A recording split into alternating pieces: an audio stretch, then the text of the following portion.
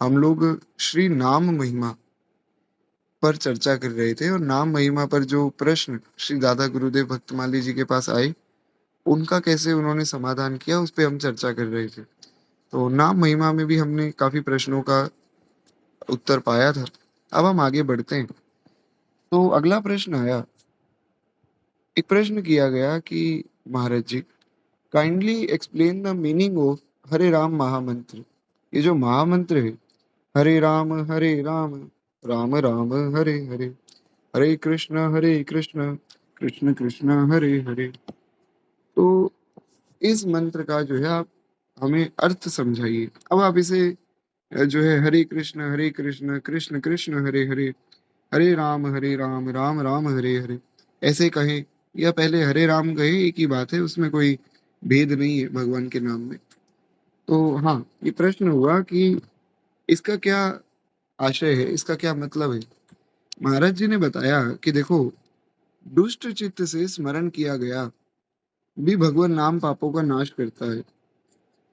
जैसे दुष्ट चित्त से स्मरण करने का आशय क्या है, यहाँ आशय है जैसे कंस है, कंस दिन रात भगवान के नाम का स्मरण करता है कि मैं किस प्रकार से जो है कृष्ण को मार दूं, कृष्ण को किस प्रकार से खत्म कर दूं कि मेरा काल खत्म हो जाए। चाहे वो दुष्ट भाव से ही करता, स्मरण करता था।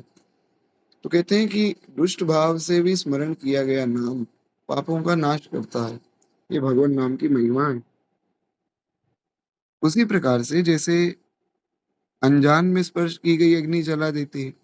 अब मान लीजिए कोई छोटा 2 वर्ष का बालक है, वो अग्नि के पास जाकर बैठ जाए और अग्नि को छूने लगे, तो अग्नि अब ये तो सोचेगी नहीं कि ये तो बालक है, इसको छोड़ दिया जाए। अग्नि तो उसका भी हाथ जलाएगी। और कोई मुझ जैसा कोई बड़ा व्यक्ति जाए, उसका भी हाथ जलेगा। और कोई जवान मनुष्य जाए, उसका भी हाथ जलेगा। कोई वृद्ध व्यक्ति जाए तो उसका भी हाथ जलेगा। तो अग्नि का जो स्वभाव है वो तो वैसा ही रहेगा। वैसे ही भगवान नाम का जो स्वभाव है वो तो वैसा ही रहेगा। कोई अब दुष्ट भाव से जपे, शुद्ध भाव से जपे, कैसे भी जपे। इसलिए गोस्वामी जी ने कहा है, भाई को भाई अनक आलस हूँ, नाम जपत मंगल दिसि दसहूँ। गोस्वामी जी ने कहा, महाराज भाव से जपो, कुभाव से जपो, आलस्य से जपो, प्रसन्न होकर जपो, कैसे भी जपो, भगवान नाम तो कल्याण करेगा। कहते हैं इसीलिए अतः हरि यह भगवान का नाम है जो सब पापों को हरता है। अपने श्रवण कीर्तन के द्वारा भक्तों के मन को हरते हैं, इसलिए भगवान का नाम हरि है। जो कृष्ण के मन को भी हरता है, उसका नाम हरा है। बड़ी विशेष बात, भगवान का नाम है हरि, जो भगवान के मन को भी हर ले, उसका नाम है हरा। उसके संबोधन में हरे इस रूप में उसका संबोधन किया जाता है। बड़ी विशेष बात है। तो ये जो हरे है, हरे राम राम राम हरे हरे, तो ये जो हरे राम है, ये वास्तव में श्री किशोरी जी के लिए है। श्री सीताराम है, हरे कृष्ण है, वो श्री राधा कृष्ण है।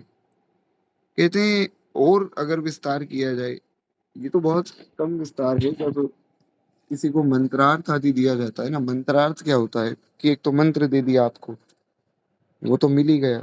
कोई बहुत जो कुपात्र शिष्य हैं, उनको मंत्रार्थ नहीं मिलता है। कोई बहुत सुपात्र शिष्य होता है ना, जिसको गुरुजन समझते हैं कि हाँ, ये नाम की महिमा को समझ गया है, इसको नाम का जो आनंद है वो मिल गया है, तो उसको जो है मंत्रार्थ दिया जाता है। मंत्रार्थ क्या है? मंत्र का अर्थ। और मंत्र का अर्थ ऐसा नहीं कि जैसे मान लीजिए, अब मंत्र तो कोई भी नहीं बोला जा सकता है। मैं एक उदाहरण के रूप में, श्री राम जय जय राम, ये विजय मंत्र है। मान लीजिए किसी को ये मिला, तो उसका केवल इतना अर्थ नहीं कि श्री में जो है श्री किशोरी जी और राम में जो है भगवान का स्मरण हो गया, ऐसा नहीं होता है।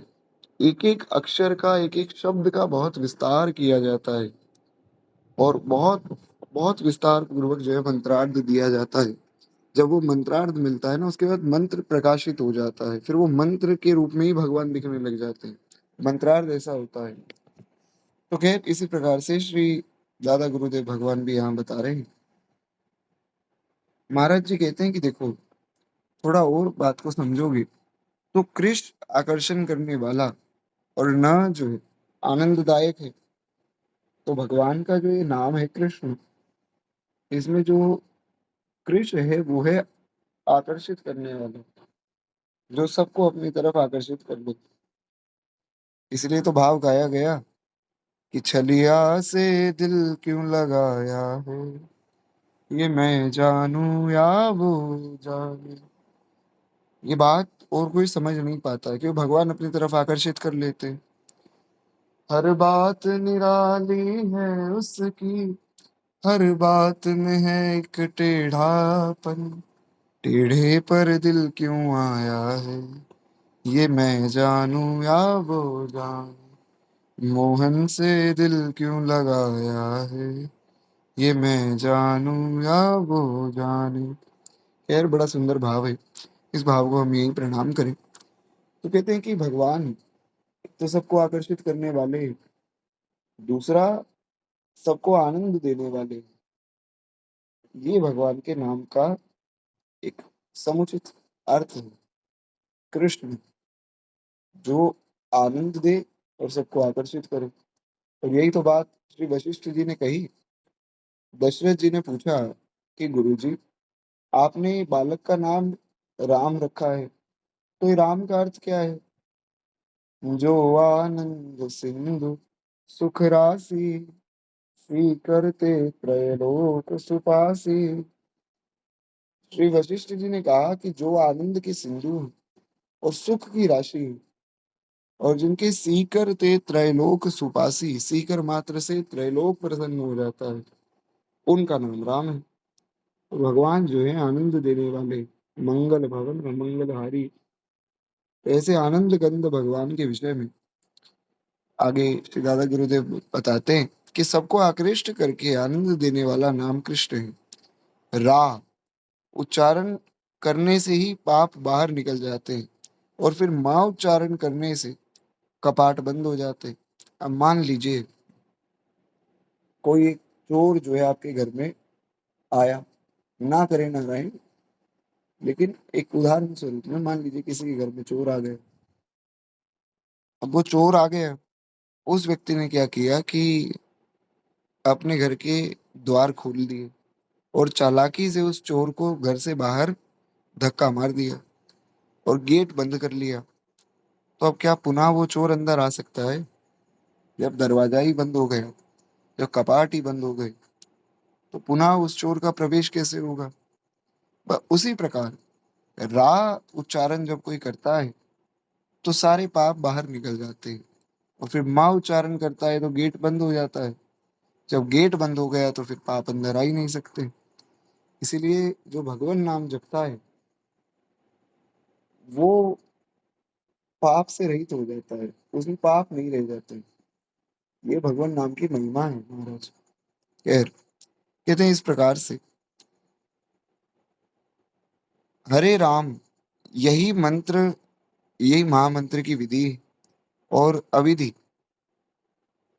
अविधि क्या है? एक तो विधि हो गई कि आप जो है हरे राम राम राम हरे हरे, हरे कृष्ण कृष्ण कृष्ण हरे हरे। एक तो आप विधि से बैठकर बढ़िया आसन से माला लेकर जप रहे हैं, एक आप अविधि से जप रहे हैं, कहीं बैठे, बैठे बैठे ही बोलने लग गए। तो अविधि से भी जपोगे तो भी कल्याण होगा, ऐसा श्री दादा गुरुदेव भगवान बताते हैं। खैर एक बार प्रेम से बोलिए श्री भगवान नाम महाराज की जय। ये भगवान के नाम की बड़ी अद्भुत, बड़ी भारी महिमा यहाँ कही गई। और ये केवल महामंत्र की महिमा नहीं है, भगवान के किसी भी नाम में ऐसा ही भाव समझना चाहिए। अगला प्रश्न हुआ कि how can this miserable world become auspicious, ये जो दुखमय संसार है सुंदर कैसे होगा? ये जो यहाँ इतना कष्ट है, इतना विचित्र ये संसार है, ये हमारे लिए सुंदर, हमारे लिए विशेष कैसे बने? कितने संसार अशाश्वत दुखद है, भगवत गीता में 8वां अध्याय, अगर आप में से किसी ने उसे पढ़ा हो, बड़ा सुंदर अध्याय है। 8वें अध्याय का श्लोक संख्या 15। 8वें अध्याय के 15वें श्लोक में भगवान कह रहे हैं कि दुखालयम अशाश्वतम। वो पूरा श्लोक मुझे याद नहीं आ रहा है, बड़ा सुंदर श्लोक है। उसमें भगवान ने कहा कि अर्जुन, माम उत्पत्ति पुनर्जन्मा दुखालयम अशाश्वतम। खैर, बड़ी कृपा है श्री ठाकुर जी की, ध्यान में आ गया श्लोक। भगवान ने कहा ये जो संसार है, मैंने इसको उत्पन्न किया, और ये संसार है कैसा? ये दुखालय है। दुखालय है और अशाश्वत है। दुखालय होता, शाश्वत हो जाता, फिर तो तकलीफ हो जाती। आप समझे कि अगर ये दुखालय होता, जो कि है, और ये शाश्वत हो जाता, यानी कि परमानेंट हो जाता, फिर तो तकलीफ हो जाती। एक और उदाहरण देता हूँ। मान लीजिए कोई एक ऐसा व्यक्ति है जिसका पढ़ाई में बिल्कुल मन नहीं लगता, उसको अब जो है स्कूल भेज दिया जाए, तो 5-6 घंटा वो स्कूल में बैठा, उसको बड़ा कष्ट हुआ। अब जब वो घर आएगा तो उसको सुख मिल जाएगा। लेकिन अगर ये कह दिया जाए कि तुम्हें रहना ही स्कूल में सदा सर्वदा, तो वो घबरा जाएगा। उसी प्रकार से ये जो संसार है दुखालय है, लेकिन ये अशाश्वत है, ये बड़ी विशेष बात है। हालांकि इन सब बातों पे विस्तार में चर्चा हम तब करेंगे जब हम भगवत गीता शुरू करेंगे। तो इस प्रकार से इन सब श्लोकों का विस्तृत भाव सुनेंगे। लेकिन एक भाव जो मैं निवेदन करना चाहता हूँ वो ये है कि ये संसार अशाश्वत है और दुखालय है। अच्छा, अशाश्वत का एक और भाव है, ये कभी भी खत्म हो सकता है। कब कौन इस अवस्था में चला जाए, किसको कुछ नहीं पता है। ये बात समझने योग्य है। ऐसा नहीं कि हम महाराज को आनंद से जो है बैठे रहे, भगवान का भजन ना करें और सोचे कि अंत समय में भजन करेंगे, और नहीं होगा, क्योंकि कोई किसी भी समय जा सकता है। तो इस कारण से ये समझना है, ये भी एक अशाश्वत का भाव है। ये सब भाव हम भगवत गीता शुरू करेंगे तब सुनेंगे। तो कहते हैं इस प्रकार से ये संसार तो दुखालय है, परंतु इसमें नाम संकीर्तन आदि जो कार्यक्रम है, वह इस संसार को मंगलमय बनाते हैं। संसार समुद्र में भक्त संत रत्नों के समान कल्याणकारी। जो भगवान के भक्त हैं, संत हैं, ये सारे रत्न हैं। तो इस कारण से ये समझना चाहिए कि जिसे ये मिल जाए वह कृतार्थ हो गया। जिसे संत मिल गया, भक्त मिल गया, गुरु मिल गया, उसका काम बन गया। परम विजयते कृष्ण संकीर्तनम। कहते हैं कि श्रेष्ठ से भी श्रेष्ठ अगर कुछ है, जो सबसे श्रेष्ठ है, उससे भी अगर कुछ श्रेष्ठ है, तो वो है श्री कृष्ण नाम का संकीर्तन। इसलिए भगवान के नाम का जप करने वाले को, भगवान के नाम का कीर्तन करने वाले को कभी कोई दुख नहीं होता है, और उसकी सदैव विजय ही होती। उसकी सब जगह केवल और केवल विजय होती है। तो इस प्रकार से भाव समझना चाहिए। एक बार प्रेम से बोलिए भक्त वत्सल भगवान की जय। तो ये प्रश्न भी जो है यहाँ पर पूर्ण होता है। तो वैसे तो ये ग्रंथ बहुत बड़ा नहीं है। प्रयास करेंगे कल तक जो है हमारा ये ग्रंथ पूर्ण हो जाए। कुछ 2-3 प्रश्नों पर हम और चर्चा करें, उसके बाद फिर वाणी को विश्राम देंगे। अगला जो प्रश्न महाराज जी से किया गया, उसमें ये पूछा गया कि can you please explain the nature of the saintly devotees. जो भगवान के भक्त हैं, जो संत हैं, उनका आप स्वभाव, उनका जो नेचर है, उनका जो स्वभाव है, उसको बताइए। महाराज जी कहते हैं कि देखो, पीने पिलाने वाले सभी धन्य भूरिदान हैं। क्या पीने पिलाने वाले? श्री राम नाम अमृतम सततम। बड़ी विशेष बात, जो सतत श्री राम नाम का अमृत पीते हैं, या जो भी भगवान का नाम जो जपता है, उस नाम का जो अमृत पीते हैं सतत। सतत मतलब निरंतर। ऐसा नहीं कि कभी इसे एक दिन नाम जप लिया, फिर जो है सारा संसार में मन लगा दिया, कल्याण वो एक नाम भी करेगा, उसमें कोई संशय नहीं। पर जो सतत भगवान के नाम का जप करते हैं ना निरंतर,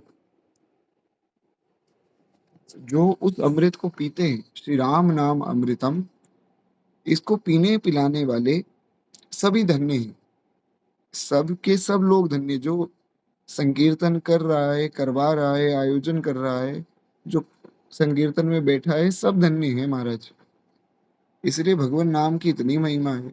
किसी ने सोच भी लिया कि भैया भगवान का नाम जपेंगे, उसका भी कल्याण होता है। ये नाम की महिमा है। तो खैर हमने पूर्व में भी नामाभास पर चर्चा की थी। तो ये नाम की बड़ी भारी महिमा है। लोग पीते हैं पी पी के गिरते, हम भी पीते हैं गिरते नहीं हैं। क्यों महाराज? हम तो पीते हैं सत्संग का प्याला, ये तो अंगूरी मदिरा नहीं है। मेरे बांके बिहारी सांवरिया, तेरा जलवा कहाँ पर नहीं है।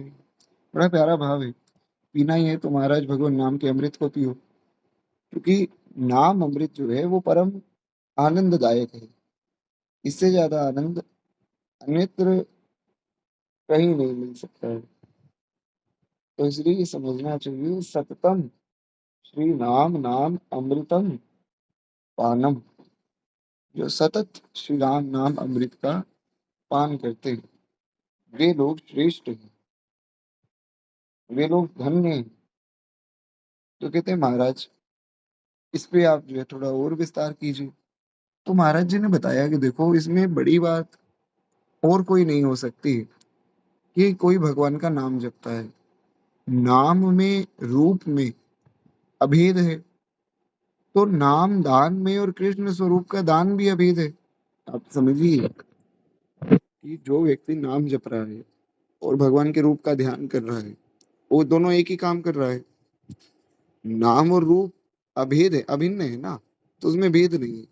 तो ऐसे अगर कोई नाम का दान करे, कोई मुझ जैसा जो व्यक्ति है, जो नाम जपता ही नहीं, बारंबार उसको समझाया जाता है वो फिर भी नहीं जपता है, तो ऐसे दुष्ट व्यक्ति को जबरदस्ती कोई ले जाए कि नहीं भैया नाम तो जपना पड़ेगा, आप हमारे साथ चलो, कीर्तन मिलेगा। तो नाम दान करने में, कृष्ण स्वरूप दान करने में भी अभेद हुआ।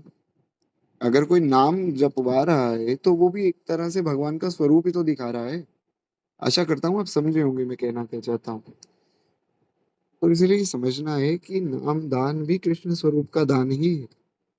बड़ी विशेष बात है। तो आप समझ गए होंगे जिस प्रकार से भाव यहाँ कहा गया।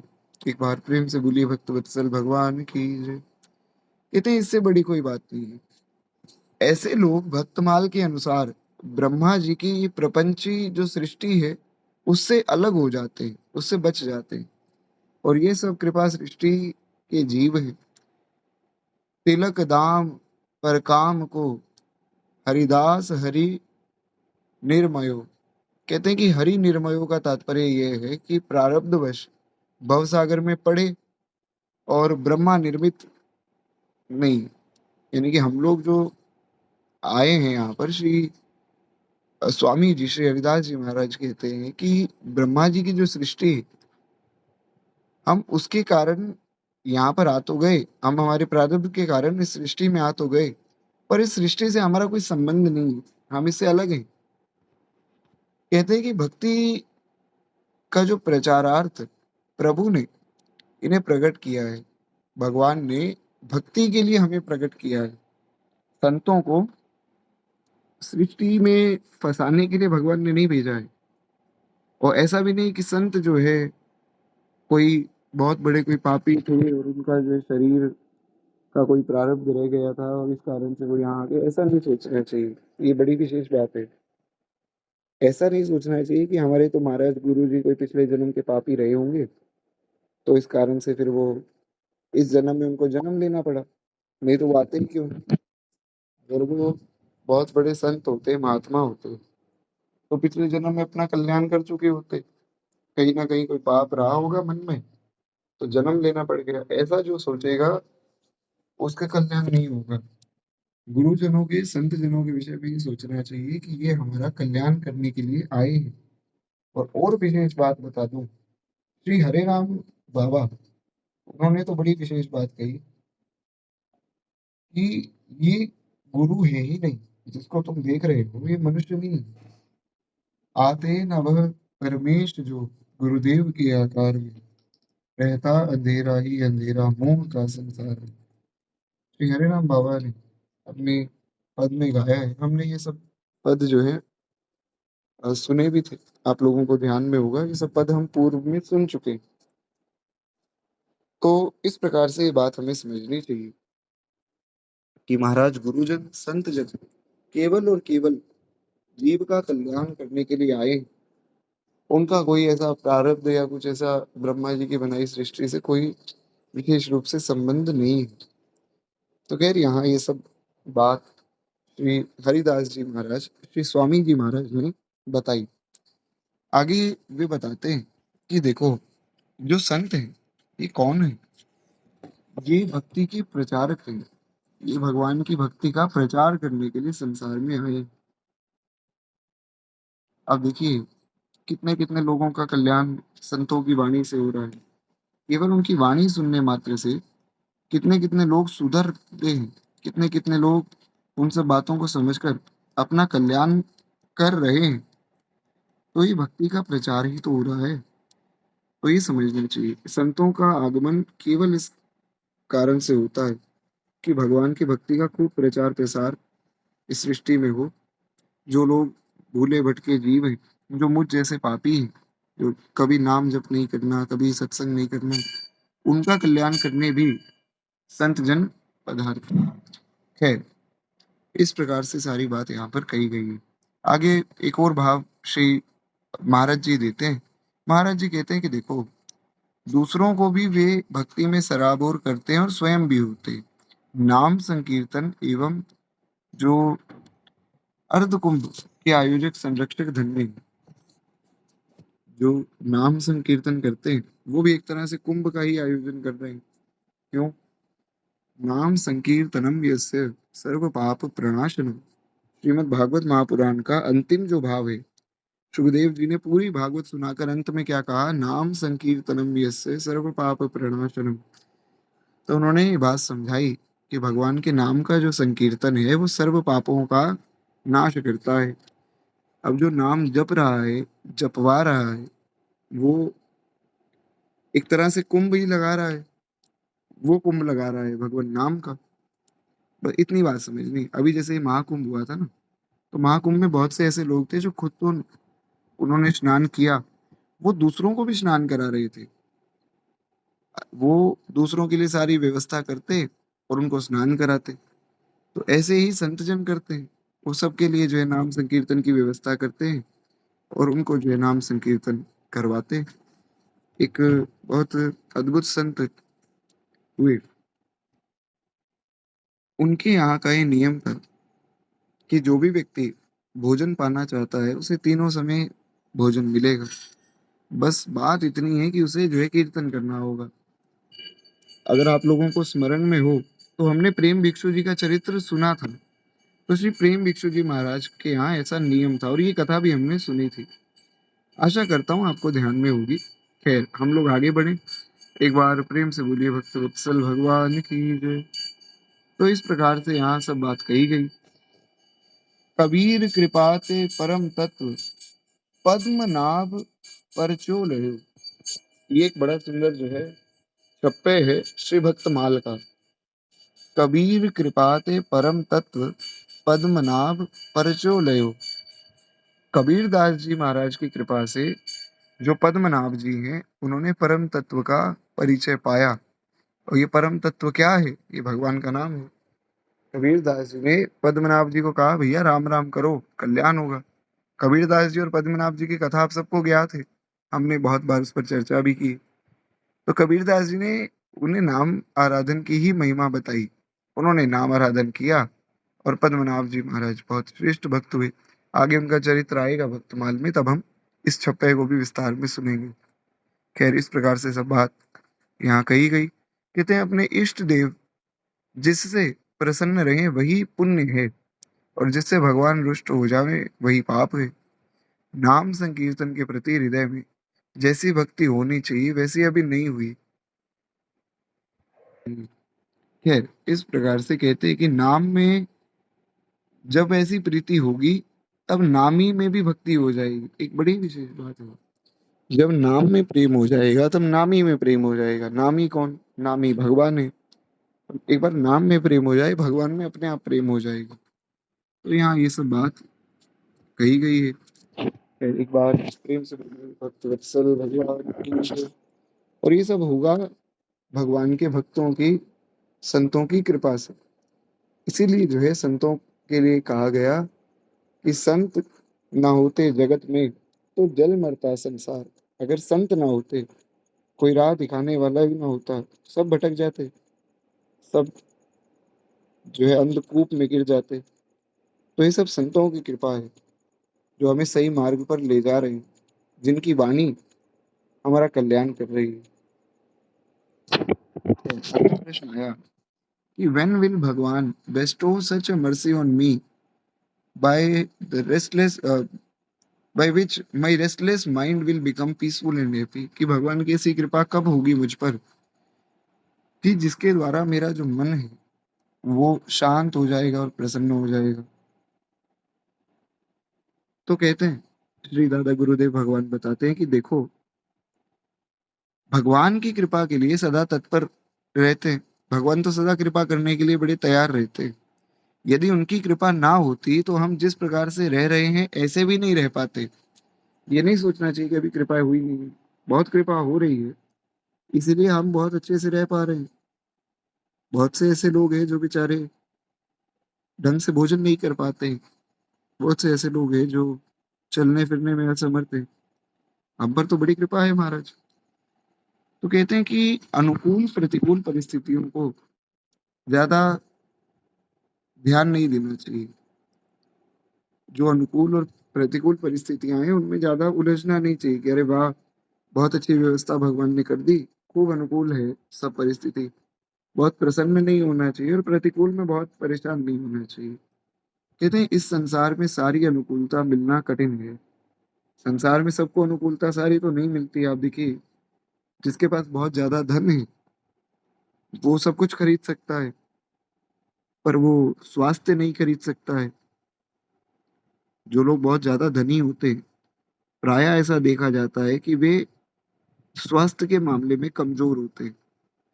थोड़ा सा वे बीमारी आदि में ज्यादा रहते हैं। ऐसा सबके लिए नहीं, पर प्राय ऐसा देखा गया। जो धन के अभाव में दुखी है वो तो वैसे ही दुखी है। तो एक बात कही श्री रदास जी ने, कोई तन दुखी कोई मन दुखी और कोई धन बिन रहे उदास। थोड़े थोड़े सब दुखी पर सुखी राम का दास। सुखी कृष्ण का दास। सब लोग थोड़े थोड़े दुखी हैं। श्री गुरु नानक देव जी महाराज ने भी एक बड़ी सुंदर बात कही कि नानक दुखिया सब संसार। ये ये सारा संसार किसी न किसी रूप में दुखी है। गुरु नानक देव जी ने बड़ी सुंदर शिक्षा दी है कि तुम देखो, राजा को भी किसी बात का दुख होगा, निश्चित रूप से होगा। और रंक को भी किसी बात का दुख होगा, वो भी निश्चित रूप से होगा। तो इस संसार में हर एक व्यक्ति दुखी है। सुखी भगवान का सेवक, भगवान का भक्त है। हनुमान जी महाराज को भूख लगी, उन्होंने कहा माता आप आज्ञा दें तो मैं थोड़े से फल खा लेता हूँ। तो हनुमान जी महाराज प्रेम से बैठकर फल पा रहे थे, राक्षस आ गए। राक्षसों ने खूब तंग किया। हनुमान जी को फिर भी कोई ऐसी खास विक्षेप हुआ नहीं। वो फल खाते रहे, राक्षसों को मारते रहे, अपना फल आदि खा के फिर भगवान के काम में लग गए। तो जो भगवान का भक्त है वो ऐसे निश्चिंत रहता है। उसे किसी बात का कोई भय, किसी बात की कोई चिंता उसे नहीं होती। खैर, एक बार प्रेम से बोलिए भक्त वत्सल भगवान की जय। तो थोड़े थोड़े सब दुखी पर सुखी कृष्ण का दास। अर्जुन को भगवान ने कहा भैया अर्जुन, युद्ध होने वाला है, तैयारी करो। अर्जुन सो रहे थे। अर्जुन ने कहा प्रभु मैं क्या तैयारी करूं, आप कीजिए। जब मेरे सारथी आप हैं तो फिर तैयारी मुझे क्या करनी। और महाराज जब आपके सारथी होते भी तैयारी मुझे करनी है तो फिर ये तो बात गलत है कि संसार कहेगा कि भगवान की सारथी होने की फिर क्या महिमा है। तो तैयारी आप कीजिए, मैं तो आप जो जैसी आज्ञा करेंगे वो पालन कर लूंगा। तो ऐसा निश्चिंत भाव भक्त में होना चाहिए। तो वही बात यहाँ पर श्री महाराज जी बता रहे हैं कि देखो, जो व्यक्ति भगवान का स्मरण करना चाहता है उसे प्रतिकूल अनुकूल इन सब परिस्थितियों का कोई उल्टा नहीं मिलती। चंचल मन से भी प्रभु का नाम स्मरण लाभकारक है। कभी कभी जप लिया नाम तो उससे भी कल्याण होगा। अब कोई मुझ जैसा आदमी है जो नाम जपता ही नहीं, पर अब सुबह कथा कहनी है तो वहां तो नाम लेना पड़ेगा, तो उससे भी कल्याण हो जाएगा। कहते हैं कि देखो, नाम स्मरण से सब काम बनेंगे। हम सुख चाहते हैं, शरणागति में सुख है, शरण में है, दास है, ऐसा ध्यान रहे तो आनंद ही आनंद है। तो इसीलिए जो है भगवान के नाम का स्मरण करते रहना चाहिए।